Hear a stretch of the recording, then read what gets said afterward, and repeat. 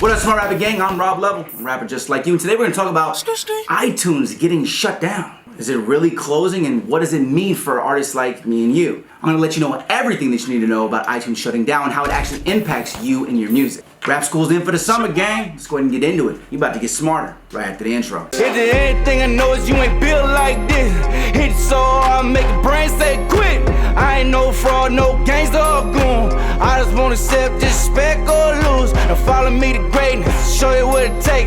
Show you how to use curse, show you why to hate it. Hungry for more like a Lloyd Banks playlist. Still I'm like the only person not up in the matrix. Built like this, not up in the matrix. Follow me to greatness.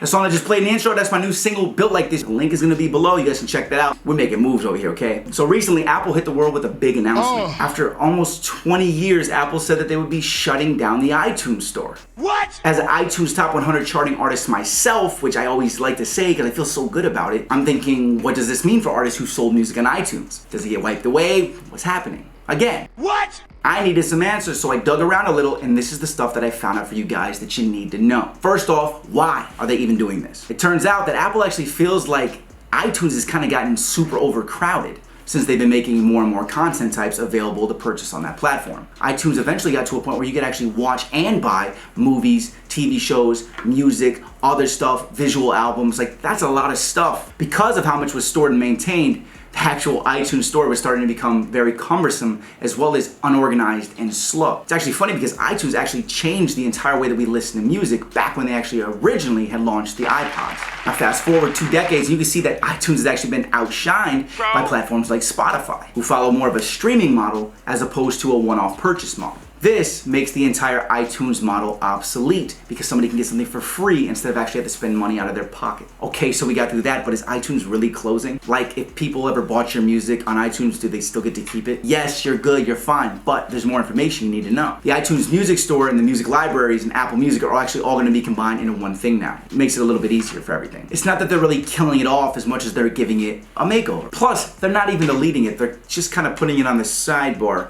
over here as its own little thing. It's just not gonna be a main thing. They're also making Apple Podcast and Apple TV to keep everything more organized, which means downloads aren't going away, you can still buy music. Of course, you still want your fans to be able to purchase music, right? It's just a little harder to make them do that nowadays. Unless you take some of the tips that I have for selling some merch and ideas and stuff like that. But the whole landscape of how people consume music and how and when they purchase music is completely changed. Because Spotify's over here killing it, absolutely killing it, and iTunes is over here like the old man limping on the racetrack trying to catch up, okay? It's like the tortoise and the hare. And I don't think Spotify's gonna take a nap anytime soon. Like, I think that they made this whole announcement just to get some press on the fact that they exist. However, it definitely marks the end of an era for buying music. Even if the iTunes store still exists in 5 years, it's really just symbolic. Purchasing music in that way, known as the ownership model where you buy music and you own it, is kind of going away. Now, places like Spotify, Pandora, and Tidal actually embrace the idea of the usage model, meaning you pay to access music, but you don't own it. But you have to consistently keep paying in order to have access to it, which in the long run costs you more money.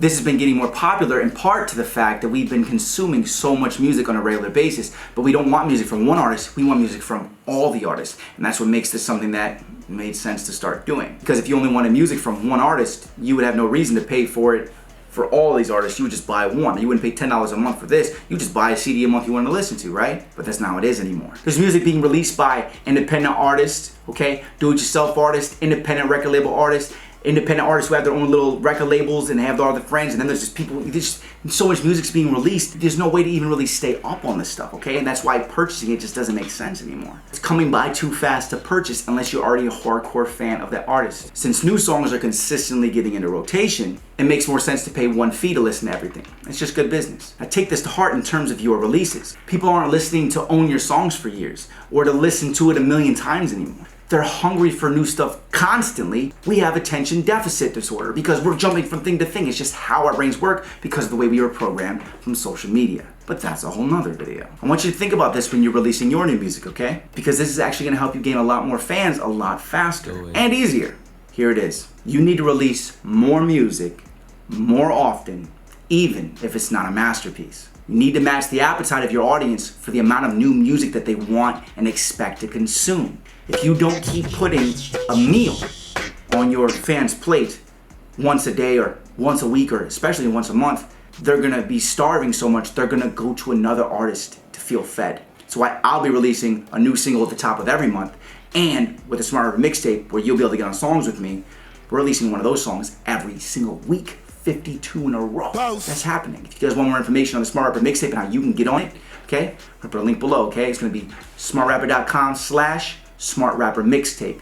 Check that out. You're gonna love what I'm doing to help all upcoming artists, okay? Just think about this, you're gonna spend a year or spend a bunch of time, 3 months working on one song, and people are gonna love it, and then they're gonna want another song by the next Monday. How are you possibly gonna do that? You have to get into the habit of making as many songs as possible. I mean, shit, think about it, screen's off now. I make 1 to 3 new songs completed, recorded, done. Okay? They're not mixed, but they're done. They're recorded. I can set them off and mix, or I can do my mixes on them every single day. I work on music from 6 a.m. to noon. Every single day. Right, so right here, you guys see this is this morning right here. You see this last text I sent. What are you doing? This is the biggest day of our life. I'm working on music like I do every morning from 6 a.m. to 12. This is what I do because I know this is necessary. I'm also making these mixtape songs, so we have 52 songs to release for the rest of the year so you guys can get on these songs. So get your schedule up, get your productivity up. Watch my videos every day that I'm releasing now and learn and get into the habit. Use me as a role model here. Let me help you push you to do these things because I'm not stopping and I don't want you to stop. You can do anything you set your mind to. This is the way to make it now. And I'm gonna show you because I'm gonna do it. And then you guys are also gonna be on these songs and you're gonna be part of the example.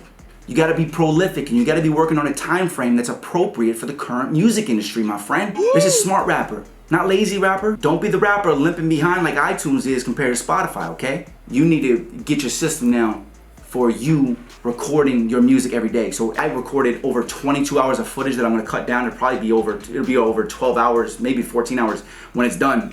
I show you how I go through 150 beats and I make 17 songs in one day, and then I actually show you the entire recording process of everything from start to finish. You're gonna see my process of how I make so many songs. You're gonna love that. I'll put a link below for that too.